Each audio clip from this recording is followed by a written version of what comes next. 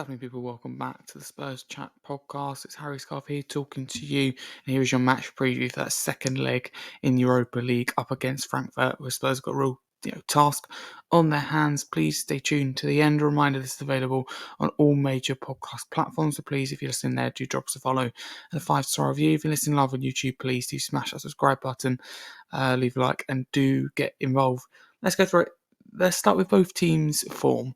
So Frankfurt come into it off the back of a 3-0 win in the leagues. So their form is win, draw, loss, win, loss.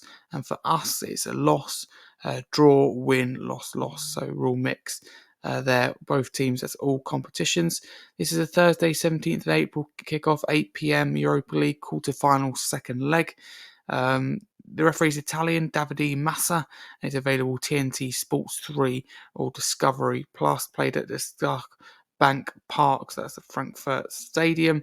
Just a couple of insights here. Spurs haven't kept a clean sheet in 10 matches.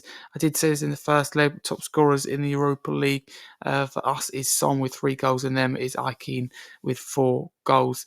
He's got 3 assists, and Son has got an assist, but Ikean's played 2 more games, which is important to bear in mind. Bookies kind of are very split on who they think is going to go through. I've seen a few different ones. Players are out for us. Son's a doubt with a foot injury, but he's pictured in training and should be okay. Danso, hamstring injury again, pictured in training and looks like he's back. Dragusin is the one that is out with a ligament injury, without a doubt. For them, Trapp, number 1 goalkeeper, calf injury. At this time of recording, it remains unclear whether he'll be back or not, but the Frankfurt second goalkeeper was incredible in that first leg. Ipim, Naf, and Listress are also out for Frankfurt. So it's all to play for, but I think Frankfurt are in a better position. He would be my lineup if I was in Ange Postecoglou's shoes. I'd put Vicario in goal. My backline would be Porro right back. I think he's been better recently, and yes, we know he's vulnerable defensively, but we've got to think an attacking point of view, utilise our strengths. He's really good going forward. Udogie done really well in that first leg. And for me, he comes back in the side. I like Spence. Well, I think he's struggling for 4 the last few games. Herrera and Van der Ven as the centre-backs. The midfield, I think it does pick itself for me. I go with Bentancur as a 6. I think he's been a lot better than people give it credit for there, and I think that Frankfurt performance proved that. We need to see more of that from him. Having said that, Bentancur, Bergkamp, and Maddison I've got in midfield.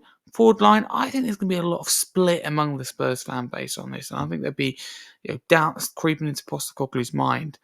For me, I don't think we see it, but I think you've got to put your most informed forward line out there rather than the highest profile.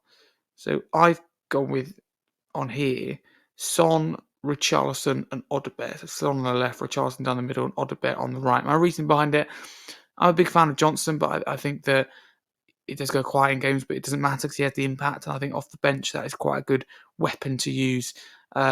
Matthias Tell very close to starting him, and over Son, I'm just thinking Son, that bigger profile going against what I said. And I like Solanke, but he's in a goal drought at the moment. Richarlison's fresh off the bench with a goal against Wolves, and he's probably flooding with confidence, and we've got to utilise that while we can before he gets injured again or losing that confidence. So that would be my team. I completely recognise that's the forward line we won't see, and I think that forward line will cause controversy on its own. Last but not least, score prediction. I hate to be negative, but I do think that we go out. I don't see it getting through, and I do think this is it for Ange. I'm going to go with 2-1 Frankfurt. I think we make good work of it, but I just can't see this going through. I think Frankfurt showed their qualities in that first leg. Home leg as well, their own fans. It's a huge advantage, and I just think we'll crumble like we so often do away from home in Europe. But I really do hope I'm wrong. So get involved in the comments below with your thoughts, even if you are listening after. Thank you very much for watching. If you're listening live on YouTube, smash that subscribe button. A reminder, as I said at the start, is available on all major podcast platforms. So please drop us a follow there and a 5-star review. You can follow me on my own socials at HarryScarfe22. I'm a football content creator, YouTuber, and advocate for autism and disabilities. And I'm also regular here at the Spurs Chat podcast and do a lot of work with Chris Cowlin. So I want to thank Chris for this opportunity. It's always great to talk to you. Hopefully next time you'll be hearing from me, we'll be talking about Spurs in the semi-finals of the Europa League. You just never know with Spurs. It wouldn't surprise me after an awful league season if we win a trophy. So I'm thinking about it next few years. I can't see us winning a trophy when we've been good. It's going to be a season like this where we've been really bad, and it just kind of takes the pressure off. Having said that, I know it's going to be hard.